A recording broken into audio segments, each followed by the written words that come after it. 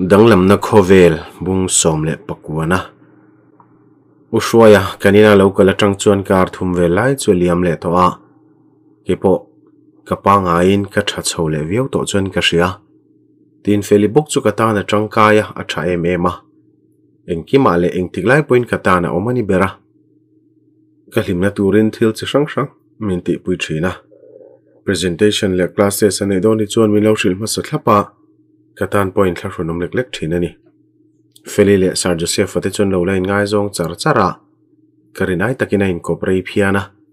feli min ril dan chon master degree nei nuwa ani nei don ni ome zan khachu kansung kwen chanchin thar kanena ka be selo lutuk mel ka muzui boka chanchin thar chon champhai district deputy commissioner ni lai mek lalma hruai chu mi mal har sana nei wangin anna chel lai ban san thuron puanga kallo thungil zota chumi nuwa chanchin thar vek chuan ushroya life an kom na churan highlight zum zata reporter pakhat chuan puhroi engwanga hetiang te thuta in hachela hi ban san nge ni sarkar ram atangin har sanai to nge nia champhai mi puite hi chuan kal ui viau che sinaron ti a chutian komna welcome mu chuan uhroi chu champhai di selo ni le dai to ti te chu ka ngai to chuak no a han soidon chuan at soitura tam khomai ti chau hina changa nyabula zot tu pai ro chona chandan chu du khoplo mel kher mai I ban chan dik takhi min ril thengem chu champhai mi pui then kan riat chak le kan ngai venania khongaya ka zona te min chan sak turin ka nge na che reporter chona ti zuile a ke pona ban chan jo ko recha khop mai india ramanga te chon di si na te chu aza oma aro pui mai baka district ma son na tan po pui mo te lul nen chutia bang tamai chu ka hre thiam lo viau ni achan chu ke hi ka danglam to kain thak danglam to ni e tun ma nga na chak ngai tu thin le rim taka na thok thin kha kani to lo tuna chon heng ka na te aya thil poi mo boi pui tur hi kaneya chu ka ti nge ngai bok champhai mi pui te po ni me hria thiam na ka dil tak mewa ke ai thale fel jok di si thar in nei ngei ka du sak bok cheu ni ushwai chana ron ti chua ka mi trong mo ti taka trong kam chuak re reng chom muangin atam lo viau mai chutia news reporter te ma ban chan dik taka sui chuk lo be se lo dan dewani a karil ro kha chuan nadanga moi mokalo te man zo ka chanchin thar puang tu nu in thil danga puan te chu ka binga lut ma se ka hriat reng nei ro thleng phalo ni ber ushwai chungchang chuan karil ru lu khat veka ama chu huain du lo em maila abeidong mel le nui lui mel te chuan ka ngai ti thalo hle thunga ka thuna tang chuan ka thawa pindan lam ka pana lama viau ma sem mut chu ka du to shim ka khuma ka lon rol chuan ka phone a lo ria feli lo ni tung theinu naktu chuin rin ni boxe bazar la phone ka lak rol chuan a ron dia ani biak hi chu jang khai thin mange atile ta ka du lo chung thil min lei pui le tok palange ka ti chuan I du lo te chuan ka lei sak to lo chengan mai lom I hlim nan ka lo lei sak ve bok che tun chon lei du to lo bok nen ka ha dam ta huai lom tun tang chon ka moni le thei deu tong aron ti deu ham hama min lei to top su a keima wangi ni moni lo pha ngai bok lo I chung ta ka I dil bona zia ti ka shenia a huwa tu lek chuan ka ti ya I zak lo me a ma se e te ron tong le bor to hi nuam ka ti a ti ngal zata ka zak lo bok a ka tong bor thei lo mi ka kania ka thu lom ka tilet vel zuya ente tong thei nu I pasal hlui lalma hruai lel lul chanchin khai hriam tong kam duam ta karon ti le chon ka ngoi wanga hey I pa ngai vek to ka hriat wang lom koron sui chua ka soilo ngai le mai ro ain thla hrung le deu sinia ka pa ngai to ka ti kha khatiang mai ka boi to lo engei sui dum chun sui thate ka ti zui ve tawata ushwai chanchin ni hritom ka ti mole aizola te yom le to buksia ani ren run hi ini na te na local le to lo mo ti chuan kale ol sam takin ke lo ti a local tak mo enge ron ti ke chu ka khoi thar le vele he nu han boi thak zia hi chu I thianu ka ni ti theng hil su fiam thu pa le ti tak deu si chuan ka vin dewa han vui der vel chiam chu ka nuam ti zong ani very tlat ka theng hil hei nem chuan mo enge lo ti I lo beng shepem te chu ron ti liang loya Ushuaya khong ai thua soi zo chia kan ka sia taka fel amel ka mu tir chon karil runal tukha pindana ka tlan nu ta amel ka mu khan ka thilo ton to zong zong te kha aron in lar thale ni mai hian ka sia ka ti a kamut te thleng chona danglam chhole vek toin ka sia ani theilu tukang chon thil ka hrilang cho itlan bo tira zon che khan kabula lo kala chuan ichunga che dan ka hriat khana maya ka lo beng chorolom khati hun lai ka chuan mo ka ngein ka hotak zetani ke thian thaber poi kalna tur hril ngam lo khopa lo siam che ka thin rim chan berani pangai tak chuan ati a ka chung tele ka thian ten chuti taka min lo ngai to chu ka ring phalawani ani chu ma se khang te ka chu hun kal tonia a ho to emai sui boi to lo te ang ril ruwa ve nei to mi lawang chuan ka tile thuaya ka ril ruwa ero chuan u hruai chu om lo thei chuang lo dik chialo ma seng mo inina chuan aron ti biak po kanin be em lo pindana ka in kal han thlata ka pa lo ho a kanu khan lo thei lo min ko chuak ta chawlom ka tia ipa chu save khopang le aron tia save tur poni lo male save takani ka pindana tanga ka chu chon ka pa hian u hruai lo neka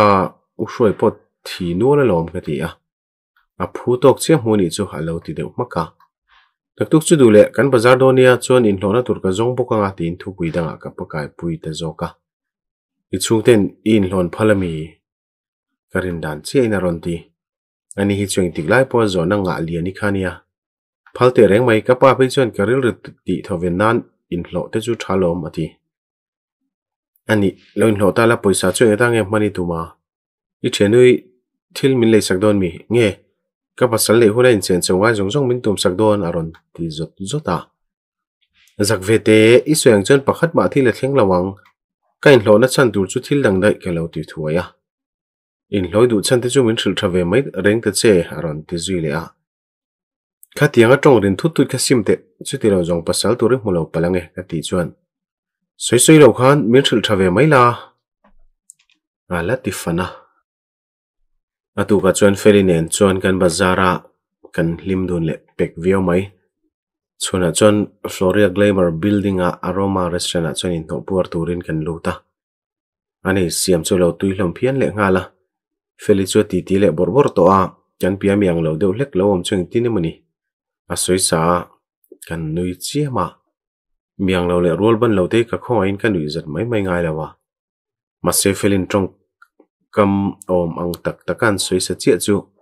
nui ka in sum hlei thei bik lo ani a soyang boxia ami soi sak pa chuan alo la zir em bok nen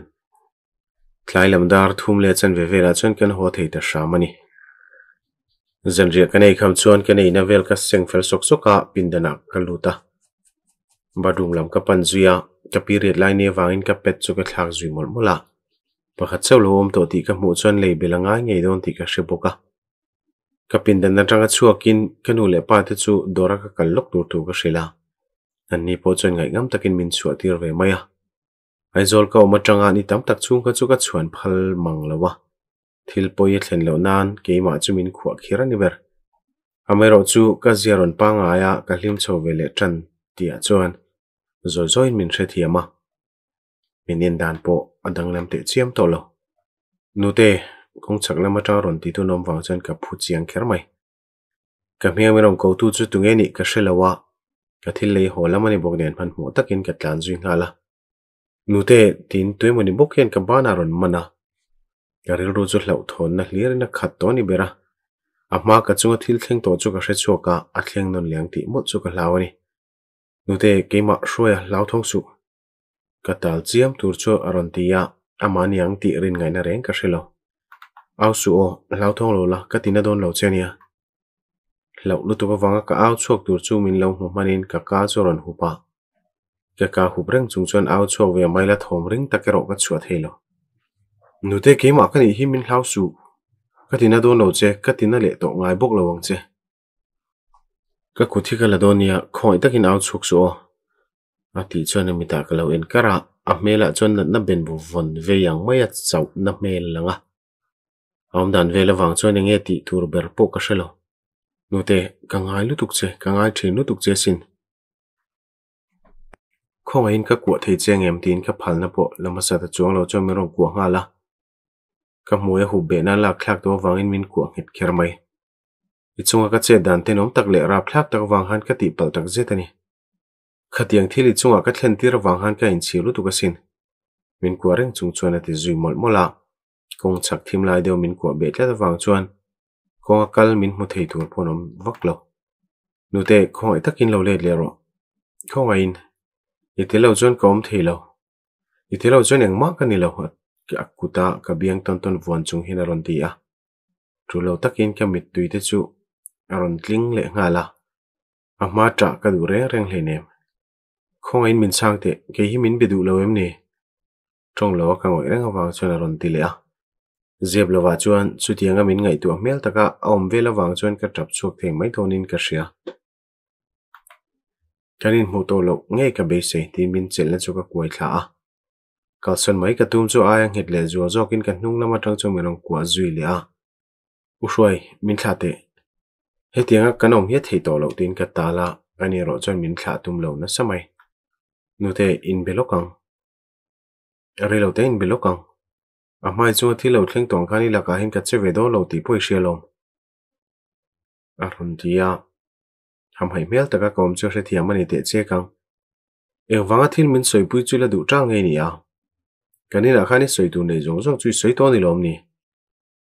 khalo ti ve thunga min thla vat vat se ka du ai kala soi zo lo inhe na hen soi tur kalanga lutuk chuwang chen in belokang tin kan pi loka motor chu chen min nor lu zui zata dan tum da po ka nei lo shrim shrim chu mak ka in ti zo ka ni yangi ka tiang motor chunga kan thut ngoi wang wang nu chen ran ti a athil soi ka hriat thiam lo lutuk wang chen ma chu ka in zui ha ringota kabulai lo chen le theinan hi nenge ka tiang nu te kabulai lo le theina turani phot chuan eng po soiro ka ti vekang kalam lo hoi pa chuan ati le a ke chuan ma ka na tangin mit kala sona ka hoi san dai thung inne na lo ki le hi ka tum to lo thin rim dup tak chuan ka ti ve tamaka nute engwanga ichunga ka tiang em manun rong khang e ka ni hi tun thleng hian kala in the thiam theilo ka hri thiam lo tak zetani nang ring la walal ruat sang ka lo hroi chuak ringot te kha khovela ka thil ti solian berani chiang ani in thiam lo ti hriat tak hin ati a motor steering chu bo rana ushuai ka hodu tonia ka ti po chuna che son lo hrim hrima motor kong khar hon ka tum laina loktat boxia ka man mo rel ru to viawani han suite ka hne na lo ki le theinan hin enge ka tiang nge min hokum khua jok don o ka hokum khua don che ka torang khatur ve ta la min ngai da min kabulai lo le du hi in ring reng reng em nge ke hi mi mole mo min ti jok em ni ya ka ti zui chiama min ho tak zetani tro ati chuan ka hol tuk chelal ma hruai ke lo ti deuh chiama ani choni duang takin ka chunga phu bala ro engmo eng thu chiang ya soi tum po chu ka hrelawa keng thovina ril ro buai vek to jok te poni mana itelvin kom thei to lo phu bala turin ka bulai lo kirla ibula kom le theina turani phot chon ka tur thei em emang sheom taka ka siamang chi khan min siam ve phot la ka poisa zong zong te chen ral la di choni la ka in thiam lo na te chu re thei ve ma na ilaka ka thil ti so zong zong i theng hil theinan ka chunga hen phu ba la ro engang point ka chunga phu ba la po ni la ki ma zok hing tika ma kai ngai dam thei chuang lo wanga ti le hal zata han chan mai dan tur po ka shari lo ka hodunia ka chungte pon rei min ti to ang i duang thala min ti shom nu a chon ka ti boile to ngai lo wang che nang mang che thin lung na le hre oma kom hun chuan i du le min thenanga Israel kum khua to ang ka thu soi ngai sak lo ti hriat jit chon ati le a min ho tir wat lo wang chon ka thin rim na chuak le deuh phata lan ma hruai ka thin rim dai chau chuak ji su ni du chon ni danga pok an na soi dun thei tuna chon ho ka du thin rim tak chon ka ti ya asama ke bor bor mai te chu ka cha ka ma se chu tiang ati vel na hun ni lo ole isayang nge ni dang akan sui thaliang chuan tu na tan chuan ka thlang che dam taka ti le chuan ka tong sual ti ka in threng hala ngoi rengin kan chuang duna kan in zone kan thlen chuan motor kong ka hongin ka chu ngal wata u hruai chuang tinge om ti lampong ai sak to lovin kan in chuka pandinga kong ka hongin ka lut zui da ya ivarei vea in ka lu rualin ka pa chuan lo ti a nia pa ka va don nu kha tong tuire ulu tuka kati taringota mani pa te bula do than soitlong chu nom lo du takani mase ka dan zong zong tele thudik shil chi la ni box silo o ni chu kan lo ngai to man chelom ka pa buk chuan thatakina ti ve maya ka pindana ka chawa muturin ka in bot sai ngala ka khuma chuan ka mumeng kara ka thluwa ka chuan u hruai thu soi hlir chu omle tatlat maya engtik ni ai mo chuan kan la soi dun le ngei don ti ka chianga thutlung na siam chu har sa hle ni vani thak takin aroma restaurant a waitress na ka mu ve hlawa atira chuan wanglai ni tangin naruak ka zong kha ni a ka mu mai lawa mase kar khat nu vela man mo thil thuwa waitress na thok turan ma mo thun lo tar langa ke pon arang arangin ka bo zing hala ni kha na thok turan ma mo na ana sate ma wangin abe ma saber tu ke ma min lo la a chutiang ni lo se chuan ka tho thei kher po ka in ring lo ni chutia ol sam taka na ka nei mai chu feli le kanu le pa te chuan min lom puya ka hlimna piang ka ti chuan du ni main ka ria tuna chuan thakhat lai ka na tho na mun thara chuan kaum ve le to a na thok dang te ne chuan lain ne lutuk lo mai la sual tak le tho pui shom tak an nin ka hrelo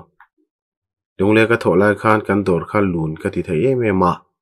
mase tuna chuan ka tho na hi lun le zual zoka mi hausa le om thei mel tak tak te chuan ronin lu chok zuta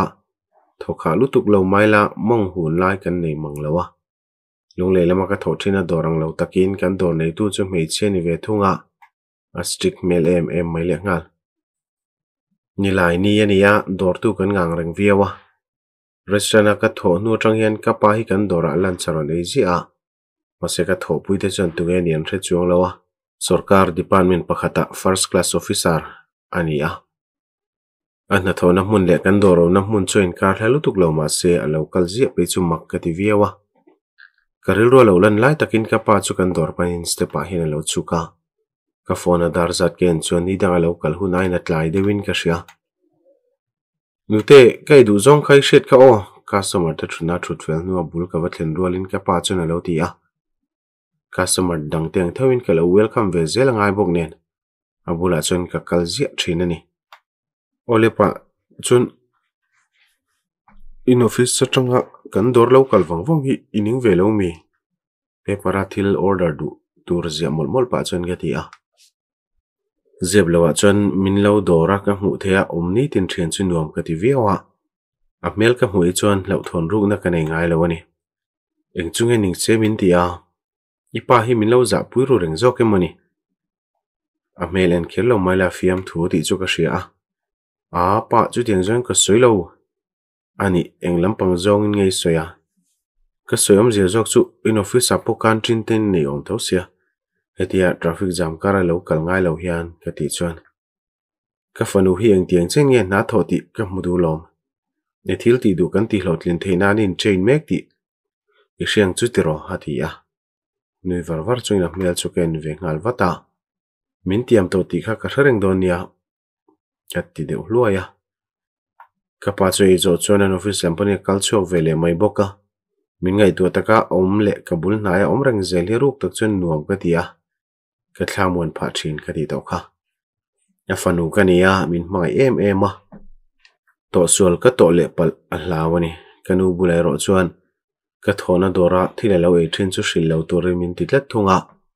a chan ka zola chuan inu hi chuan paisa ren ki koi kwal vel lenga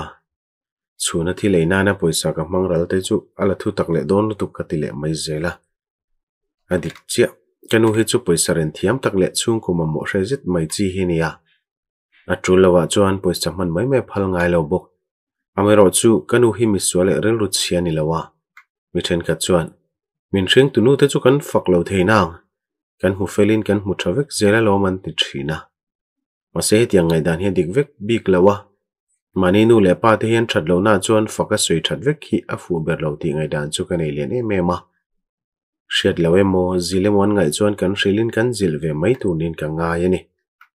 tin kan u hik thenong khoveng te chuan mi tong hlok chi le thom na taka an nga ya atonga zoi lo wang le zitlang takane wang hian mi te hian a zian rin thuin an soi mai thina kanu that vele na chu thil dik lo emo shet lo emo ne hian kan thril mai zela ani point kan soyang chuan in siam thave thoi thin kapala tong ring em lo le mani thudu ve tak mi ziania in mi lo viau angin lang thin ma se anin mai ton na chuan nu pain karen hir ngau na chuak tur chu a thai bo thin ani dar khat le tlem vela nia kan olai takani boka customer te boy pui ngai lo lai takani ma se kan tho ha chol ngai chuang lowa dokan no fai vel le engemati tur chu om chop ve zela chutia dokan vel ka lo no fai mol mol lai chuan kan dor chung lampana mi local hi ka mit sir chuan ka hua customer an ni ringa la welcome ka tum chu ka tong zui thei ta hau lowa u hruai chuan min en renga kom na hre sa local te po ang hiala lo nute khatiang o reng lo khan customer te khalo ngai ven ta che kan pi beren thuna changar ti chuan ka har deuh zoka kaum dan chu ka siam tha zui vat boka ka ti pal tin kan pi ber chu ka vat changa kaum dan vela wang chuan kan pi la ka in thiam lo ru veu mai bo ka pu lo thuro englam pangai duang tin ka zota ani ro ka ko dan wangen nui suka thutura ka ti na hmuna thut pa chuan chicken biryani ka lo duang e haron tia athil order awanga ama ka en reng na mit chu min en let reng ta ka wang chuan kala som rang viawa athil order ming chuan kan nun hlui ko kir thei to lo min te hre chuak le tatleta nupa kan ni lai kan thil eina satber chu he thil hi ni kan nupa len chu dun te khanei tam lutuk thin lo maila kan chu dun a piang kha chuan kan hlim dun viawa abulom te khan nuam ka tia in po taka kanom nu pe ka chuan min mai thua soi hun chu nai viau to tura kalawai mi zelani kha masewai le khata engkim kha buai zawa dulo hle maila kan panhi ta na that jok nan ka chu san kha ngai lat sini ole relo te bak hangai lo wang tin kan e siam la lam chu ka pan pheya order ang siam turin kan siam tu te po ka hril ngala e turan siam zo chonu hroi lama ka choi pheya ado kana ka da chon minen to lem lo hian lo bana a e zumial mela om dan chu lo chi ru renga dokan rin chana phone khoi mol mol paina thil cha chu eya mase re ro ken man lo customer dan lo lu bela ka olai mo ka ti chu buai lai na ron lo lan zuya nilai nia wangin kan restaurant chu khar main kan bang ma thina tlai danga dar li moli le chan ve mo thleng thok thin kha nilai ni hi chon dar thum le chan ve vela te kan bang thina u hruai thuna lam ka hoile chon lo ruak huai to a chulai om reng ka lo shelo dar kan hi zen zona ra le nu chon kan pi ber pon in seng hoi than turin le dor khar lam nai turin min hrila enge chan po ka shelo ban vat vat chu ka chak rel ru viawa dar thum le chan verik nan min som panga vel chau om tia chuan dor chu kanin khar thana kanin khar felani deuh ber zok kan dor pi loka ba sanom na chu kein ka pan pheya nute kalo thlang che tiri ka hria chuan kamel rang kher maya u hruai chu ka bul hnai lo ding reng to a ka tol son deuh dor thung angai lo basin ka ho thei lo pa ngai tak chuan ka ti ve maya nilowe ka thlang che ka thla du wang che ni ka lo ha char char che ka kudrun vuan chung hena tia min von na chu thin thlak tu maila a vuan nget khop mai ke min nga ngai lo wa min thla po ngai chuang lo ka ti ve maka min en thu pania motor ai lo lut va chok te ka chana po ngai sak lo chon min ka ya konga kalle motor chuang mi then ka chon min en du tak tak vio boka he tianga kan nor lu je che wang hen min huat bel chango tang tro motor ti nun pa chona ti zuya zoi mong na tlan chuaka kanin kara eng maum to lo wang le ilaka eng ril ru ma ka put to lo wangin ka ho to lo jok che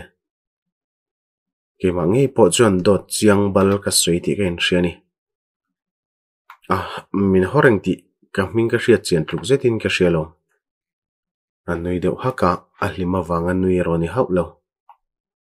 hetia min phur thei wang heningai di that pha lo la I thu sei te ka kala sarang ti she bokang che ram mak hian ka tia ani chona phone chu khoi muala la play da ya I tel la washing nun man ka zoom mol lo suilung len hian chin le mani silo charuai kan nuam mange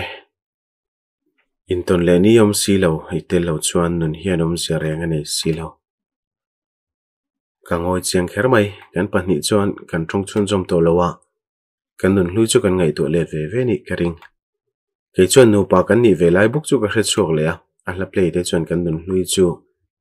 kan ma TV screen a movie chuak ang mai na ron phu chuak ani ber mi zo leng zem la zinga ka du ber chui tel lo chuan ti la khani thina motor kan pahni chau kan in phur kha chuan kan play nge thin kan du na chan ber chuin then kan du lo ve wang le a hla thlu kan lem wang ani a ke chuan a tel lo om ka du lo wang ani ber zo ani chuan original version jok albatross band sak khadua ke chuan midang sak ka du jok thin ka duang version adu lo wang te chuan kanin nial le ri thina aduang version chu ka soisel na sa thei le ni kha ase khatinga kanin nial vel kha nuama kan hlimpui thei viau thung tin a hla play chu ka duang version jok ma mi varte sakala ni le ta zela an tlan chu ter atang chun al play non charchara kan ning lowa kanin ngai pokaring lo kamitero ka chiang wangwanga karil ru chu atrap hom ani ber pon lamairo ka trap chuak lowa ama ta vel hi karil ru chapo na hian a thei tlat to lo kamit kamen le ro chon mission veng be in peng kan thling thla che ti ka muwa reilo te a kanin kot po kan thling thla thoi boka a hla play chu ofa ka chuk tur chu in pe to emaron ti ya ke po chuk to lo chona ma ka en le ria eng thila tan mo thilom zia soi masa si lova zona in zole to phia chinga alo la ban san lo ni himule thil soi dun tur kan la nei kha na ti chuan ka taksa chu tang deuh trunga ka ngai tu fel vek to ka ti ve ta maka nia ka ngai tu fel vek to miawani ole thai zanina ka lo lamang che zanin la la hian kan soi fel donia ati chuan ka chang to lawa engma soilawin kong khar chu ka honga ka chuak zui ngala nute nga tinge phone lak thailo lo lam ko chaka tum lai ni lo bang dai to boxia eng thil ngei ti in ka lu rolin ka pa chan min ngai to je thene lo tia ka pa chan min hu mai lo wang mi lo zong na sale don ti ka shemaya nia pa kan bang ma boxia midang in mi lo thla ta mai lom a hlau thon na ti re ka du wang chan ka ti thave mai boka tunge ron thla tu chu nia ka hria jong te ni em